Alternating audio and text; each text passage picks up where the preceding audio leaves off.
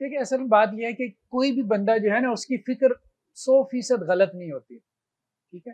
تو اس کی فکر میں خیر بھی ہوتا ہے، شر بھی ہوتا ہے، اچھائی بھی ہوتی ہے، برائی بھی ہوتی ہے. ایسی چیزیں بھی ہوں گی جن سے آپ اتفاق کریں گے، ایسی بھی ہوں گی جن سے آپ ڈس ایگری کریں گے. تو جو آپ کو ان کی بات اچھی لگتی ہے آپ اس کو لے لیں، جس سے آپ ڈس ایگری کرتے ہیں آپ کہہ دیں کہ جی یہ چوتھا سیشن ہے وہ ہے آپ کی کتاب و سنت میں اور خاص طور پہ خیر القرون میں صحابہ تابعین تبع تابعین کے زمانے میں اصلاح نفس یا تزکیہ نفس یا تعمیر سیرت یا تعمیر شخصیت کیسے ہوتی رہی، ٹھیک ہے؟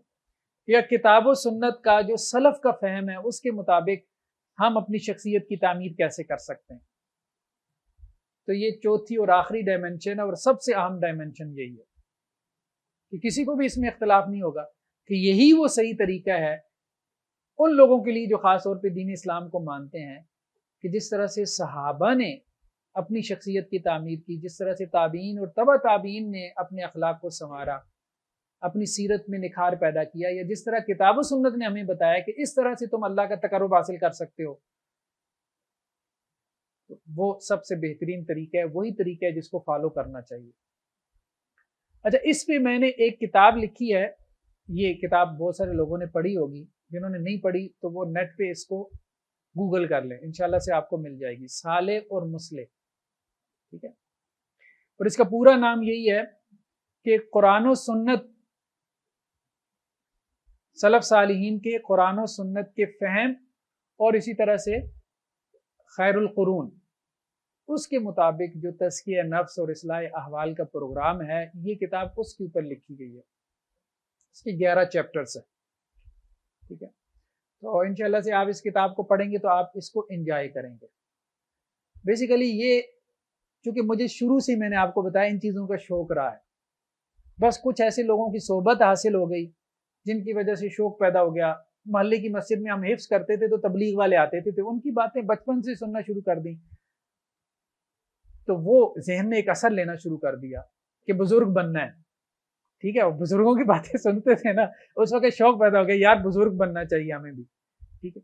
پھر اس کے لیے جو فضائل اعمال، فضائل صدقات میں ظاہری بات ہے وہ تو ساری یہی باتیں ہوتی تھی امام غزالی کی اور یہ اور وہ ہے، پھر اس کو ہم پریکٹس کرنے کی کوشش کرتے تھے یہ وہ. تو خیر بہرحال یہ ایک لمبی چوڑی داستان ہے. تو یہ پورا آپ کہہ لیں کہ ایک اپنی ایک کیفیت تھی، آپ کہہ لیں ایک آپ بیتی تھی، آپ یوں کہہ لیں. تو جو ایک پورا سفر تھا خاص طور پہ جو طے کیا، کیونکہ ایک جنگ جاری ہو گئی تھی. جنگ یہ جاری تھی کہ صالح کا مطلب ہے خود نیک بننا، مصلح کا مطلب ہے دوسروں کی اصلاح کرنا، ٹھیک ہے؟ تو اب ہوتا یہ تھا کہ جب صالح بننے کی کوشش کرتے تھے صحیح معنوں میں تو پھر بندہ کہتا تھا کہ یار اپنی اصلاح کافی ہے، یہ دوسروں کی اصلاح یہ ساری ریاکاری ہے، دکانداری ہے، سیدھی سی بات ہے. یہ تو اپنے ساتھ عالم دین کا ٹیگ لگانے والی بات ہے، میں اتنا بڑا خطیب، یہ سارے برانڈز ہیں، میں مولانا طارق جمیل بننا چاہتا ہوں، میں فرحت ہاشمی بننا، میں ڈاکٹر ذاکر نائک، یہ تو برانڈ ہے، یہ تو کیا ہے، ٹھیک ہے؟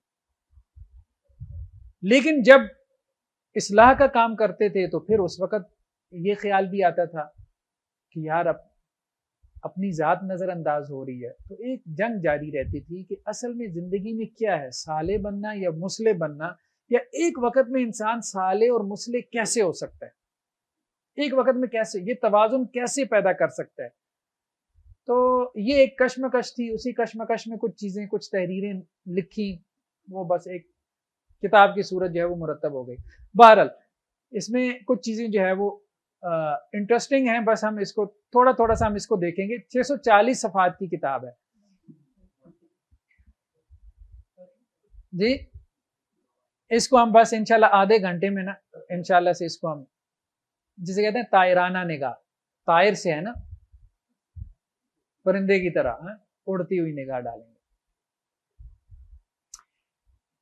پہلی بات تو یہ پیدا ہوئی کہ تزکیہ اور تعلیم یہ دو علیحدہ چیزیں ہیں یا ایک ہی ہے. یعنی جب اہل حدیث مدارس میں ہم آئے تو ہم نے اپنے اساتذہ سے یہ بات سنی، وہ کہتے تھے یار تزکیہ علیحدہ کروانے کی ضرورت نہیں ہے، کتاب و سنت پڑھو خود ہی تزکیہ ہو جائے گا، یعنی یہ بات تھی، ٹھیک ہے. قرآن پڑھو، حدیث پڑھو، تمہارا تزکیہ ہو جائے گا، بس یہی تزکیہ. اور تزکیہ کیا ہے کہ اس کے لیے تمہیں علیحدہ سے کوئی شیخ ڈھونڈنا ہے، ٹھیک ہے، اس کی کوئی ضرورت نہیں. تو یہ ایک سوال پیدا ہوا. تو اس پہ جب میں نے غور کیا تو مجھے یہی بات معلوم ہوئی کہ نہیں، تعلیم اور چیز ہے، تزکیہ اور چیز ہے. معلم استاذ آپ کو تعلیم دے دیتا ہے، آپ کو علم دے دیتا ہے، آپ کا تزکیہ نہیں کرتا. مدرسے میں پڑھنے والے بچوں کے پاس علم ہوتا ہے، اور بہت سارے بچے ایسے ہوتے ہیں جو نماز نہیں پڑھتے، ٹھیک ہے، نیٹ کیفے میں جا کے موویز بھی دیکھتے ہیں، ٹھیک ہے. تو کہنے کا مقصد یہ ہے کہ اب ان کے پاس علم ہے، ان کو تعلیم مل رہی ہے، لیکن ان کی اصلاح نہیں ہو رہی. تو گویا اصلاح کا تعلق تعلیم سے نہیں ہے. تعلیم سے یہ پتہ چل گیا کہ یہ صحیح ہے، یہ غلط ہے، یہ خیر ہے، یہ شر ہے، یہ اچھائی ہے، یہ برائی ہے.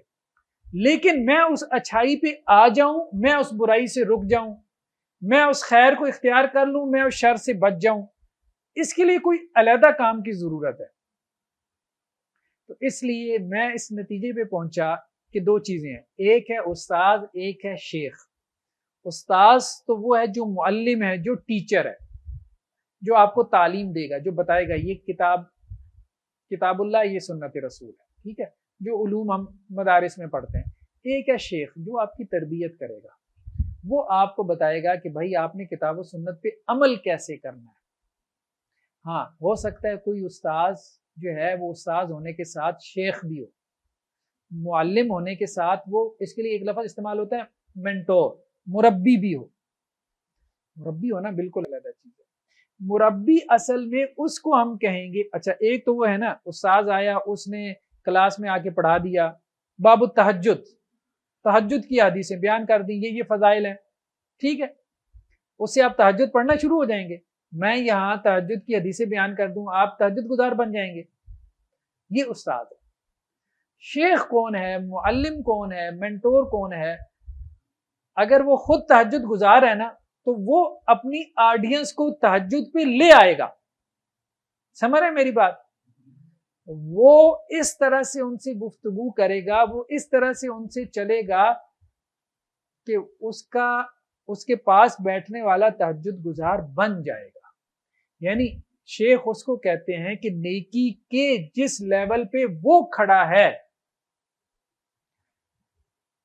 اپنے فالوور کو بھی وہ اس لیول پہ لے آئے، نیکی کے اس لیول پہ لے آئے.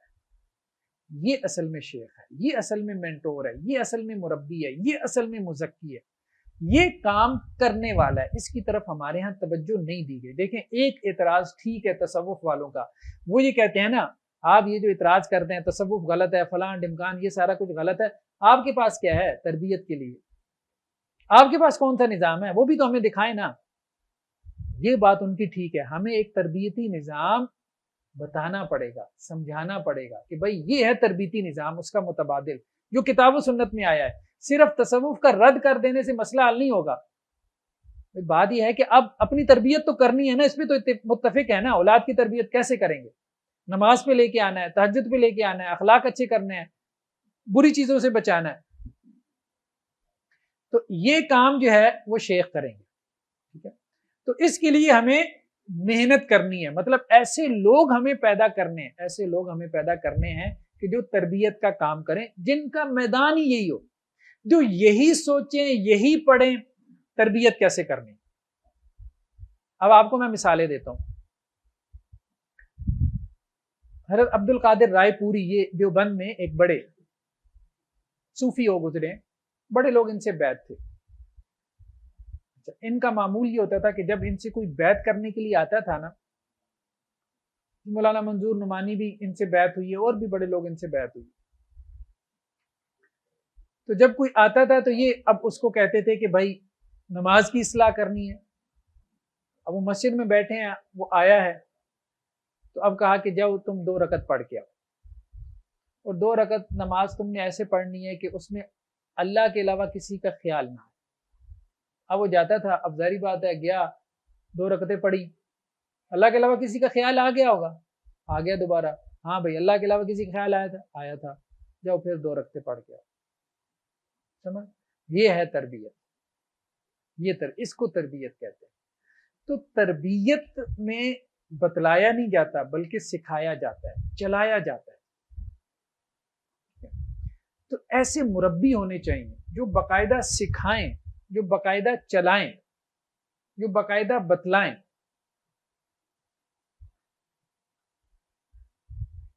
تو یہ کام جو ہے نا وہ ہمارے ہاں ہونے والا ہے۔ اب مولانا عبداللہ غزنوی اہل حدیث کے ایک بہت بڑے عالم دین گزرے ہیں، آپ میں سے اکثر لوگ جانتے ہوں گے، شیخ الکل فی الکل علامہ نذیر حسین دہلوی رحمہ اللہ۔ ان کے ایک شاگرد تھے مولانا عبداللہ غزنوی رحمہ اللہ۔ اہل حدیثوں کے جتنے بھی اساتذہ ہیں سب کی سند نذیر حسین دہلوی رحمہ اللہ علیہ سے جا کے ملتی ہے، سب بھی ان کے شاگرد ہیں، اتنے بڑے ہیں، اس لیے کہا جاتا ہے شیخ الکل فی الکل، کل کے استاذ، کل میں یعنی ہر سبجیکٹ میں ہر ایک کے استاذ۔ تو ان سے پڑھنے کے لیے گئے مولانا عبداللہ غزنوی۔ مولانا عبداللہ غزنوی میں نیکی کا بڑا شوق تھا، جذبہ تھا، بلکہ یہ مولانا حبیب اللہ کندھاروی سے بیعت بھی تھے نقشبندیہ سلسلے میں، اس میں بڑی محنت کرتے۔ تو یہ جب گئے ہیں وہاں حضرت نذیر حسین دہلوی صاحب سے پڑھنے کے لیے، تو انہوں نے ان کے لیے ایک جملہ کہا، اپنے شاگرد کے لیے کہا کہ مجھ سے بخاری پڑھ گیا اور مجھے نماز سکھا گیا۔ ٹھیک ہے، کس کو نماز سکھا گئے؟ وہ نماز نہیں سکھا کے گئے، مطلب نماز تو ان کو آتی ہوگی، ان سے پوری بخاری پڑھ رہے ہیں، وہ اس بندے سے جنہوں نے 50 سال بخاری پڑھائی ہے سارے شیوخ کو، مطلب اس کی نماز دیکھ کے مجھے یہ احساس پیدا ہوا کہ مجھے اپنی نماز ٹھیک کرنی ہے، اس کے جیسی نماز کرنی ہے۔ تو بہرحال یہ ایک کام ہے کرنے والا، یہ ایک کام ہے کرنے والا مربین کی، اور اسی طرح سے مزکی جو ہیں ان کی ایک جماعت تیار کرنا جو لوگوں کی تربیت کرے، اور اس کے لیے وہ تربیت کے جتنے ماڈلز ہیں ان کو دیکھیں، خانقاہی نظام کا ماڈل ہے، تحریکوں کا ماڈل ہے، پھر ان کا مزاج جو ہے نا وہ یہ تربیتی مزاج ہونا چاہیے۔ ان کے مزاج میں عبادت غالب، دیکھیں مزاج مختلف ہوتے ہیں، کچھ لوگوں کے مزاج میں علم کا غلبہ ہوتا ہے، یعنی دعوتی تحریکی مزاج ہے، کچھ لوگوں کے مزاج میں خلوت، یعنی کچھ لوگ سوشل ہوتے ہیں، کچھ لوگوں کے مزاج میں خلوت، وہ عبادت کی طرف زیادہ رغبت رکھتے ہیں۔ تو ایسے مزاج کے لوگ خاص طور پہ، ٹھیک ہے، ان کا مقصد بزرگ بننا نہ ہو، مطلب یہ ہے کہ وہ اس فیلڈ میں آئیں اور پھر محنت کریں اور پھر لوگوں کی اصلاح کا جو ہے وہ بیڑا اٹھائیں۔ تو ایک بات تو یہ ہوگی۔ دوسری بات یہ ہے کتاب سے تربیت۔ کیا کتاب سے تربیت ہو سکتی ہے؟ نہیں، کتاب تربیت نہیں کرتی، تربیت ہمیشہ فرد کرتا ہے۔ آپ کہیں کہ اخلاق کی کتابیں پڑھنے سے آپ کے اخلاق سنور جائیں گے، نہیں سنوریں گے۔ اخلاق کی کتابیں پڑھنے سے تبدیلی نہیں آئے گی، استاذ اور شیخ کے پاس بیٹھنے سے تبدیلی آئے گی، ٹھیک ہے۔ تو کتاب سے جو تربیت ہے نا، یہ بھی ایک کمزور نقطۂ نظر ہے، ٹھیک ہے۔ تیسرا کیا ہے؟ تزکیہ نفس کے لیے یا اصلاح نفس کے لیے کیا کوئی رہنما کا ہونا ضروری ہے؟ ہاں ضروری ہے، رہنما کا ہونا چاہیے جو آپ کو بتاتا رہے بھئی کوئی بھی کمی ہے، کوئی بھی کوتاہی ہے، میرے اندر یہ عادت بد ہے، میں نہیں چھوڑ پا رہا، آپ یہ کر لو، آپ سے چھوٹ جائے گی، ٹھیک ہے۔ کوئی ایسا آدمی ہو جو ایکسپیرینسڈ ہو، جس نے محنت کی ہوئی ہو، ٹھیک ہے، مجھ سے یہ فرض ادا نہیں ہو رہا، اس میں کوتاہی ہو رہی ہے، آپ یہ کر لو، انشاءاللہ سے آپ کا یہ فرض ادا ہونا شروع ہو جائے گا۔ تو یہ مطلب تجربہ کار آدمی، ایسا مربی کا مطلب ہی یہی ہے جو لوگوں کو فرائض کے اوپر کھڑا کر دے، حرام سے بچا لے، اس طرح سے ان کی کاؤنسلنگ کرے، ان کو مشورہ دے۔ تو رہنما کا ہونا ضروری ہے۔ دیکھیں رہنما سے مراد ضروری نہیں ہے جس نے وہ کٹ پہنی ہو، ٹھیک ہے۔ رہنما سے مراد یہ ہے کہ جس کو آپ اپنے سے بہتر سمجھتے ہیں۔ آپ کے محلے کی مسجد میں اگر کوئی بزرگ نمازی ہیں جو 5 وقت کے نمازی ہیں، ٹھیک ہے، آپ ان سے بھی مشورہ کر سکتے ہیں کہ مجھ سے نماز جو ہے نا وہ نہیں پڑھی جاتی، آپ مجھے کو مشورہ دیں، آپ کیسے نماز کی پابندی کر لیتے ہیں؟ تو جو کام آپ میں نہیں ہے نا، تو آپ اس سے مشورہ لیں جس کے بارے میں آپ سمجھتے ہیں، بھلے وہ آپ کے دوستوں میں ہو، رشتہ داروں میں ہو، جس کے بارے میں آپ سمجھتے ہیں کہ یہ کام سے بچا ہوا ہے۔ مطلب میں جھوٹ بولتا ہوں، یہ جھوٹ نہیں بولتا، تو یار مجھے آپ بتائیں کہ آپ کیسے جھوٹ سے بچ لیتے ہیں؟ مجھ سے نماز نہیں پڑھی جاتی، یا آپ تہجد پڑھ لیتے ہیں، آپ کیسے رات کو اٹھ لیتے ہیں؟ ڈاکٹر عبد الحی رحمہ اللہ یہ دیوبندی مکتب فکر میں مولانا اشرف علی تھانوی کے خلفاء میں سے تھے۔ ان سے ایک دفعہ مرید نے کہا کہ حضرت رات کو تہجد کے لیے اٹھا نہیں جاتا۔ اب ایک جملے میں جواب ہوتا ہے نا، لیکن مربی جو آدمی ہوتا ہے نا، اس کا جواب ایسا ہوتا ہے جو انسان کو زندگی بھر کے لیے اس کی ڈائریکشن ٹھیک کر دیتا ہے۔ اور بہت ہی سادہ سا جواب تھا۔ انہوں نے کہا بھائی 40 سال ہو گئے، ڈاکٹر عبد الحی جو مولانا اشرف علی تھانوی کے خلفاء میں سے تھے، مولانا تقی عثمانی جیسے ان کے مریدوں میں سے، اس سے ان کا اندازہ لگا۔ ڈاکٹر عبد الحی نے کہا اپنے مرید کو کہ بھائی بات یہ 40 سال ہو گئے مجھے تہجد پڑھتے ہوئے، لیکن آج بھی رات کو اٹھتے ہوئے تکلیف ہوتی ہے، مشقت ہوتی ہے۔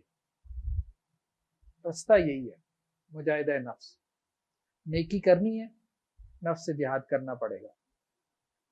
40 سال بھی نیکی کرتے رہو گے پھر بھی مجاہدہ نفس باقی رہے گا، یہ نہیں ختم ہوگا۔ نفس کے ساتھ جہاد باقی رہے گا، لڑنا پڑے گا۔ مجھے 40 سال ہو گئے تہجد پڑھتے ہوئے، مجھے آج تک آسانی نہیں ہوتی۔ بندہ کہے نا 40 سال میں عادت ہی پڑ گئی، چلو اب اٹھنے میں کوئی نہیں، مجھے آج بھی تکلیف ہوتی ہے، مشقت ہوتی ہے، مجاہدہ کرنا پڑتا ہے۔ تو تمہیں اگر تہجد پڑھنی ہے، اب گویا اس کو ایک لائن دے دی، تہجد پڑھنی ہے تو یہ جان لو مجاہدہ کرنا پڑے گا، مجاہدے کے لیے تیار ہو جاؤ، مجاہدے کے بغیر نہیں۔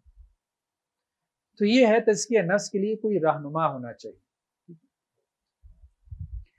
تزکیہ نفس کے حوالے سے ہمارے جو دین میں جو کچھ چیزیں ہیں، کچھ اصول ہیں، کچھ پرنسپلز ہیں جن کو ہم دیکھ لیں، اس میں سب سے پہلے تو نماز ہے۔ کافی ساری چیزیں تو ایسی ہیں کہ جو اب ہمارے پاس ٹائم نہیں ہے کہ ہم ان پہ کچھ وقت لگائیں، آپ اس کو کتاب میں دیکھ لیں، نماز اور تزکیہ، ٹھیک ہے۔ نماز کا بہت گہرا تعلق ہے تزکیہ نفس کے ساتھ، کیونکہ اللہ کے رسول صلی اللہ علیہ وسلم نے جو دین کا خلاصہ بیان کیا وہ کیا ہے؟ وہ احسان ہے، حدیث جبریل میں، اور احسان نماز کے ساتھ ہے۔ ان تعبد اللہ کانک تراہ، نماز کیا ہے؟ اللہ کے ساتھ ملاقات ہے۔ اور اللہ کے رسول نے کہا کہ نماز میں یعنی سجدے کی حالت میں انسان سب سے زیادہ اللہ کے قریب ہوتا ہے، سب سے زیادہ قریب سجدے کی حالت میں ہوتا ہے۔ تو نماز پہ محنت کرنا، اس کے ظاہر پہ بھی یعنی نماز کو ضائع ہونے سے بچانا، اور اس کے باطن پہ بھی یعنی نماز کو خشوع اور خضوع والی نماز بنانا۔ اب یہ انسان کیسے کر سکتا ہے، اس کے بارے میں تفصیل جو ہے نا وہ ہم نے اپنی کتاب میں اس کا ذکر کیا، ٹھیک ہے۔ اس کے لیے کچھ تدابیر ہیں، وہ تدابیر اختیار کریں۔ نماز میں پابندی اختیار کرنی ہے، یہ نماز میں جو ہے وہ خشوع اور خضوع لے کے آنا ہے۔ تو سب سے پہلے جو ہے نا وہ نماز کی عادت ہے، یعنی نماز نہیں پڑھ رہے تو سب سے پہلے نماز کی عادت ڈالیں۔ سٹیپ بائی سٹیپ جو ہے نا وہ کام ہوتا ہے نا۔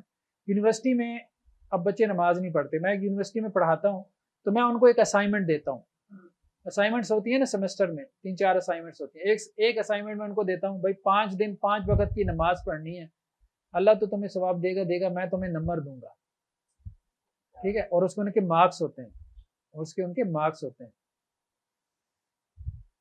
اور ان کو ایک چارٹ بنا دیتا ہوں، ٹھیک ہے۔ وہ 5 دن کا وہ ایک پیج کے اوپر جو ہے نا بس ٹک لگانی ہے آپ نے، اور یہ آپ کا اور اللہ کا معاملہ ہے۔ اور 99.99% ویسے تو جھوٹ بولتے ہوں گے بہت سارے معاملات میں، اس میں نہیں بولتے، جب آپ یہ کہہ دیتے ہیں نا یہ آپ کا اور اللہ کا معاملہ ہے، اب اس میں ان کو ریلیکس کرتا ہوں، میں کہتا ہوں یار 17 رکعتیں نہیں پڑھنی، نہ میں نے آپ سے پڑھوانی ہے، صرف فرض پڑھ لو، فرض پڑھ لی اگر تم نے ٹک لگا دینا، ٹھیک ہے. میں یہ بھی نہیں کہہ رہا جماعت سے پڑھ لو، اکیلے میں پڑھ لی پھر بھی ٹک لگا دینا. اچھا کوئی نماز رہ گئی جیسے ظہر کی، وہ بہانے ہوتے ہیں نا ان کے، سر وہ وین سے آ رہے ہیں جا رہے ہیں درمیان میں یہ ہو گیا وہ ہو گیا، ٹھیک ہے. ظہر کی رہ گئی عصر کے ساتھ جمع کر لینا، ٹک لگا لینا. مغرب کی رہ گئی عشاء کے ساتھ جمع کر لینا، ٹک لگا لینا. اچھا وہ تقریباً 98% 97% بچے جو ہے وہ 5 دن کی نمازیں پڑھ لیتے ہیں. کچھ کو عادت پڑ جاتی ہے اس سے، کچھ کو لگتا ہے کہ یار یہ تو بڑا آسان کام ہے، عادت پڑ جاتی ہے. تو اس طرح سے بعض بچے جب یونیورسٹی سے چلے گئے، پڑھ کے چلے گئے، 4 سال کی گریجویشن ہوتی ہے ان کی، کہیں جاب کر رہے، سر میں اب سنتیں بھی پڑھتا ہوں، مجھے فون کر کے بتا دے سر میں اب سنتیں پڑھتا ہوں، پوری نماز پڑھتا ہوں، لیکن جب آپ نے مجھے لگایا تھا نا صرف فرض پڑھتا تھا. ٹھیک ہے. تو عادت ڈالیں، پہلے آہستہ آہستہ جو ہے لوگوں کو دین کی طرف لے کے عادت ڈالیں. عادت سے پھر جو ہے وہ عبادت بنے گی، عادت سے عبادت بنے گی. اسی طرح سے اخلاص کو جو رستہ جاتا ہے وہ ریاکاری سے ہو کے جاتا ہے. شروع میں شیطان وسوسہ بھی ڈالے نا، ریاکاری ہے یہ ہے وہ ہے، خشوع خضوع، اس کے وسوسے میں نہیں آنا، انشاءاللہ سے اس کے نتیجے میں اخلاص پیدا ہو جائے گا اگر رستہ درست ہے. ٹھیک ہے. تو نماز ہے. نماز کے بعد دوسری چیز کیا ہے جس کا ہم نے ذکر کیا؟ قرآن، تلاوت اور تزکیہ. بہت بڑا ذریعہ تزکیہ نفس کا قرآن ہے. قرآن کے ساتھ تعلق قائم کریں اور قرآن کو سمجھ کے پڑھیں. یقین مانے 4 گھنٹے کی تفسیر کا اتنا اثر نہیں ہوگا، 4 گھنٹے کی تفسیر کسی مولانا صاحب کی یا تقریر یا آواز سننے کا، جتنا اگر 4 منٹ کی تلاوت سن لیں کسی اچھے سے قاری کی آواز میں اور آپ کو سمجھ آ رہا ہو کہ یہ کیا کہہ رہا ہے، آپ کو صرف ترجمہ آتا ہو اور آپ تنہائی میں اس کی تلاوت سن لیں اور آپ کے اوپر وہ قرآن جتنا اثر کرے گا 4 گھنٹے کا آواز نہیں اثر کرے گا. قرآن میں بہت اثر ہے، بہت اثر ہے، لیکن چونکہ ہمیں سمجھ نہیں نہ آتا اس لیے اثر نہیں ہوتا. اچھا قرآن کے ایک سوال آیا تھا قرآن اثر کیوں نہیں کرتا، یہ بہت اہم بحث ہے، بہت اہم بحث ہے. لوگ کہتے ہیں قرآن پڑھتے ہیں اثر نہیں ہوتا، ان کی ہا ہو کا اثر ہو جاتا ہے، وہ کوئی نہ کوئی کیفیت تو پیدا ہو جاتی ہے نا، یہاں تو کچھ بھی نہیں ہو رہا. اللہ کے رسول نے ایک حدیث بیان کی وہ بہت اہم ہے، مطلب اس کو تو اپنے ذہن میں جسے کہتے ہیں نا، آپ اس کو ایک خانے میں سٹور کر لیں. مثال 3 قسم کی ہے. ایک وہ ہیں جو پہاڑ کی چوٹی کی معنی میں، یعنی انسان کے دل، انسانوں کے جو قلوب ہیں ان کی مثالیں اللہ کے رسول نے بیان کی.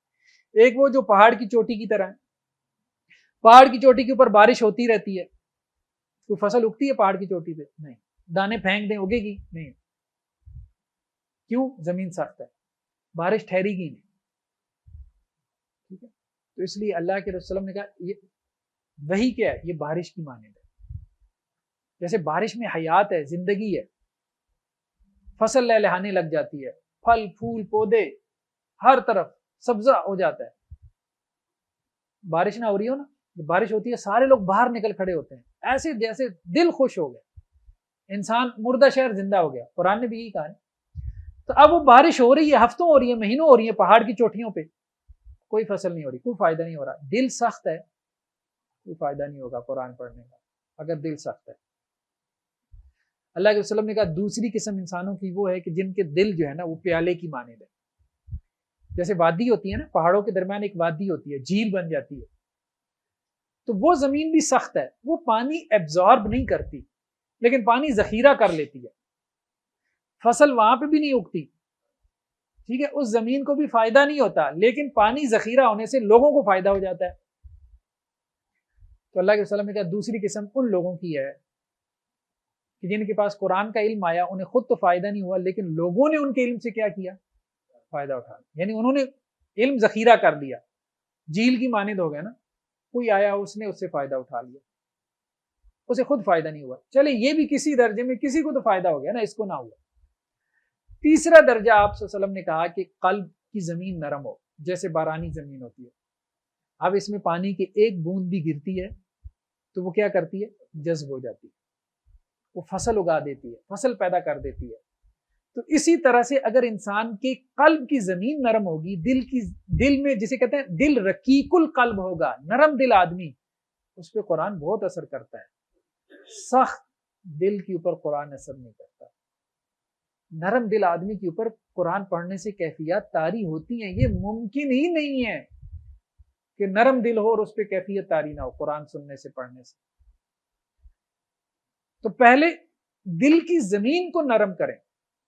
تو اب کیا ہوگا؟ اب جب قرآن کی وحی بارش کی طرح نازل ہوگی تو جیسے سبزہ اگتا ہے، پھل پھول اناج غلہ، تو اسی طرح سے اس کے اندر سے اخلاق پیدا ہوں گے، اخلاق اگیں گے نا، ٹھیک ہے؟ جیسے پھلدار درخت سے پھل پیدا ہوتا ہے، اس طرح اس کی شخصیت سے اخلاق کا پھل پیدا ہوگا، اور لوگ پھر اس پھل کو چنیں گے اور خوش ہوں گے کہ کیا خوبصورت درخت ہے، یعنی اس شخص کی، اس کی پرسنالٹی کی تعریف کریں گے۔ یہ اصل میں وہ شخصیت ہے جو قرآن سے پھلی پھولی ہے، قرآن سے پیدا ہوئی ہے، اس کی پرسنالٹی قرآن سے ڈیولپ ہوئی ہے۔ اور قرآن سے فائدہ حاصل کرنے کا اصول کیا ہے؟ بنیادی اصول کیا ہے؟ رقت قلب، رقیق القلب ہونا، نرم دل ہونا، نرم خو ہونا۔ اچھا، نرم خوئی کیسے آ سکتی ہے؟ آپ کوئی کہہ سکتا ہے کہ جی میں پیدائشی طور پہ اب سخت دل ہوں، کیا کروں؟ یا ماحول نے سخت دل بنا دیا ہے۔ نرم دلی کیسے پیدا ہو سکتی ہے؟ تو نرم دلی پیدا کرنے کا بھی طریقہ ہے، وہ کیا؟ خدمت خلق، لوگوں کی خدمت کیا کریں، لوگوں کے کام آیا کریں، اس سے نرم دلی پیدا ہو جائے گی۔ دل کی جو کجی ہے، جو سختی ہے، وہ جاتی رہے گی۔ اس سے یہ دل کی زمین ہموار ہو جائے گی، اس قابل ہو جائے گی کہ یہ قرآن کا اثر قبول کر لے۔ تو قرآن مجید کے ذریعے تزکیہ نفس، یہ دوسرا بڑا ٹول ہے۔ تیسرا کیا ہے؟ ذکر و فکر، ذکر بھی اور فکر بھی۔ قرآن کہتا ہے نا یتفکرون فی خلق السماوات والارض، زمین اور آسمان میں کیا کرتے ہیں؟ غور و فکر کرتے رہتے ہیں۔ اللہ نے یہ پیدا کیا، وہ پیدا کیا، چھوٹی چھوٹی چیزیں، آپ اس پہ غور و فکر کرتے ہیں۔ اللہ کی کبریائی، اللہ کی عظمت انسان کے اوپر واضح ہوتی ہے، اور انسان دل سے اللہ کا شکر گزار بندہ بننے کی کوشش کرتا ہے۔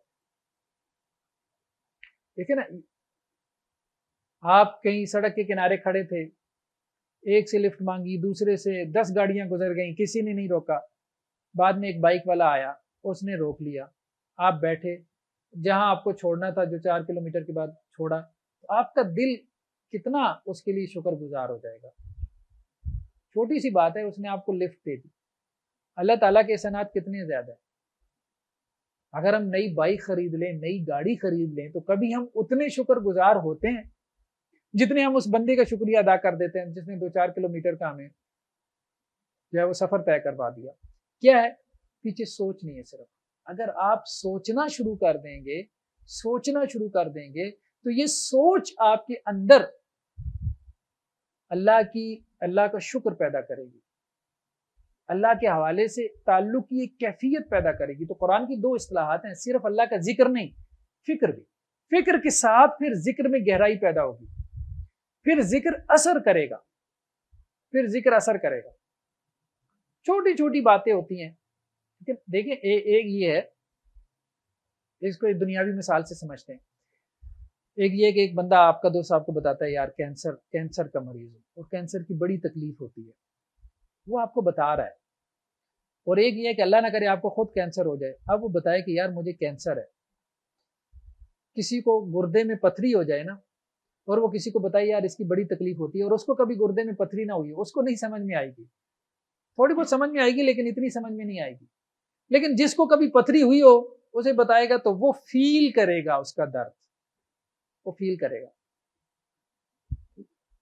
تو یہ جو سوچ ہوتی ہے نا، انسان کی سوچ، یہ انسان کے اندر کیفیت پیدا کرتی ہے۔ تو اللہ کی نعمتوں کے بارے میں سوچنا، اللہ کی تخلیق کے بارے میں سوچنا، وہ سوچنا جو ہمیں اللہ کے قریب کر دے، وہ نہیں سوچنا کہ جو شکوک و شبہات پیدا کرتے ہیں، جو اللہ کے قریب کر دے۔ ایک دوست نے مجھے بتایا، وہ کہتا ہے کہ مسجد میں نماز پڑھتا تھا تو ایک نوجوان آدھا گھنٹہ دعائیں کرے، تو ایک دن میں اس کے پاس بیٹھ گیا، تو میں نے اسے کہا یار تم اتنی لمبی دعائیں کیا کوئی تمہارا مسئلہ ہے؟ ہو سکتا ہے میں تمہارا مسئلہ حل کر دوں، مطلب اتنا تم گڑ گڑا کے آدھا گھنٹہ دعائیں کرتے ہو۔ اب تو مجھے بھی ترس آنا شروع ہو گیا ہے، پتہ نہیں اللہ تعالیٰ تمہاری کیوں نہیں سن رہا۔ تو کہتا ہے میں تو اس لیے اس کے پاس بیٹھ گیا۔ تو کہتے میں نے اس کو بڑا پرولا بالآخر وہ کہنے لگا یار بات یہ ہے کہ میں آدھا گھنٹہ اللہ سے مانگتا کچھ نہیں. میں نے کہا اچھا تم کچھ نہیں مانگتے پھر کیا کرتے ہو آدھا گھنٹہ؟ کہتا یار میں تو آدھا گھنٹہ یہی کہتا رہتا ہوں یا اللہ آپ نے مجھے صحت دی آپ کا بڑا شکر, یا اللہ آپ نے مجھے آنکھیں دی آپ کا بڑا شکر, یا اللہ آپ نے مجھے صحیح کان دے دی آپ کا بڑا شکر. چیزیں اتنی ہیں کہ وہ آدھا گھنٹہ لگ جاتا ہے اللہ کا شکر ادا کرتے کرتے. تو مجھے کوئی مانگنے کی ضرورت ہی نہیں ہے, مجھے تو سمجھ ہی نہیں آتی میں کیا مانگوں. تو کہتے میں بڑا حیران ہو گیا. مطلب یہ وہ چیزیں ہیں کہ کبھی ہمیں سوچ بھی نہیں پیدا ہوتی کہ ہم اس پہ اللہ کا شکر ادا کریں, اور وہ آدھا گھنٹہ اللہ کا شکر ادا کر رہا ہوتا ہے روزانہ کہ اللہ آپ نے مجھے یہ دے دیا میرے مانگے بغیر, یا اللہ آپ کا شکر, آپ نے یہ دے دیا یا اللہ آپ کا شکر. ذکر و فکر یہ قرآن مجید کی اصطلاح, یا ایھا الذین آمنوا اذکروا اللہ ذکرا کثیرا, کثرت سے اللہ کا ذکر کرو. ٹھیک ہے, ایک صحابی آئے نا اللہ کے رسول کے پاس کہ مجھے کوئی ایک بات بتا دیں, اسلام کے بہت سارے احکامات ہیں, کوئی ایک بات بتا دیں جس کو میں پکڑ لوں پھر چھوڑوں گا نہیں. تو آپ وسلم نے کیا فرمایا, ہر وقت تیری زبان ذکر سے اللہ کی یاد سے رب اللسان رہے.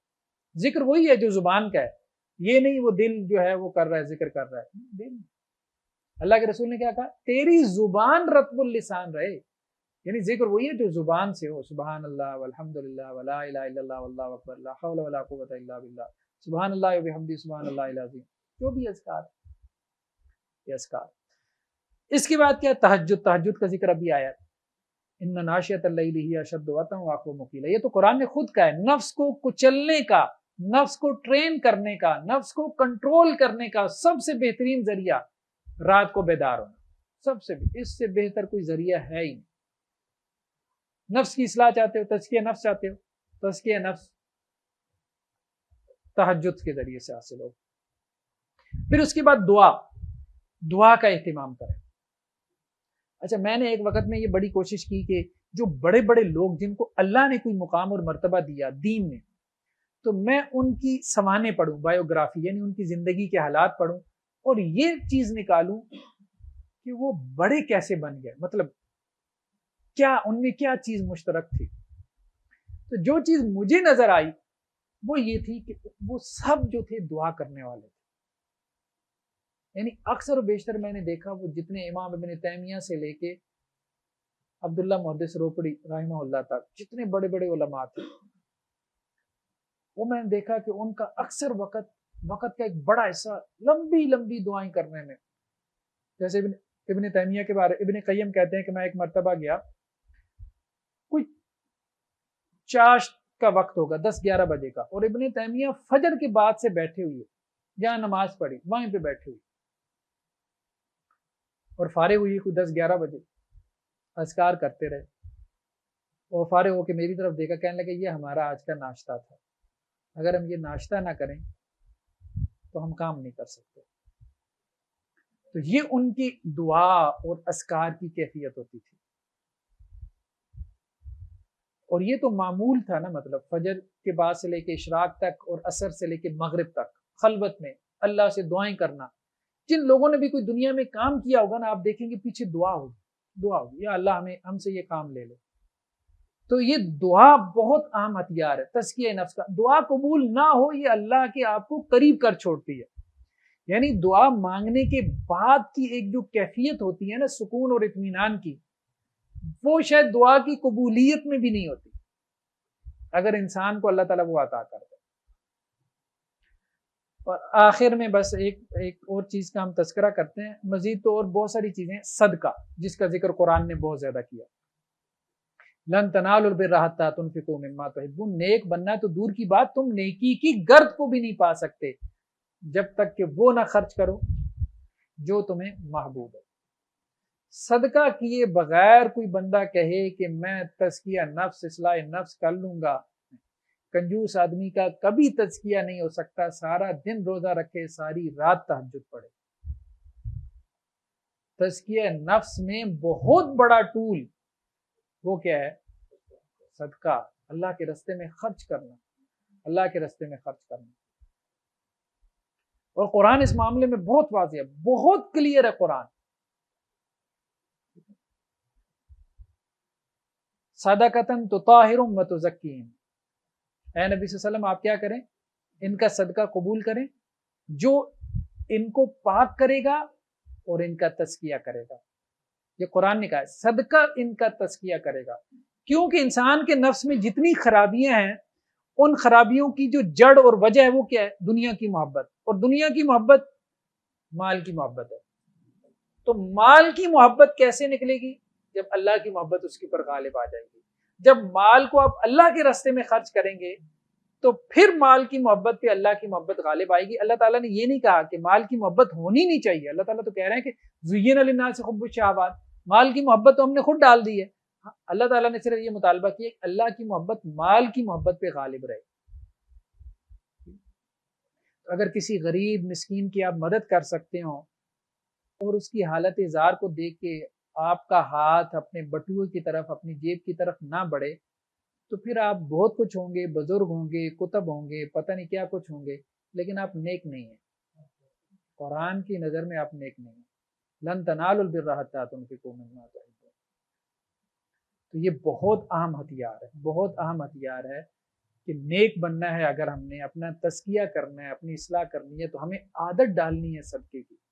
خود کو بھی اور بلکہ اپنی اولاد کو بھی عادت ڈالیں. ابھی سے عادت ڈالیں. جو 10 روپے آپ نے خود دینے ہوتے ہیں کسی غریب مسکین کو، اولاد کے ہاتھ سے ڈلوائیں.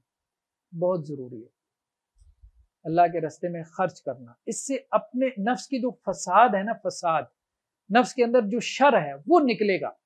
صدقہ کرنے سے وہ شر نکلے گا.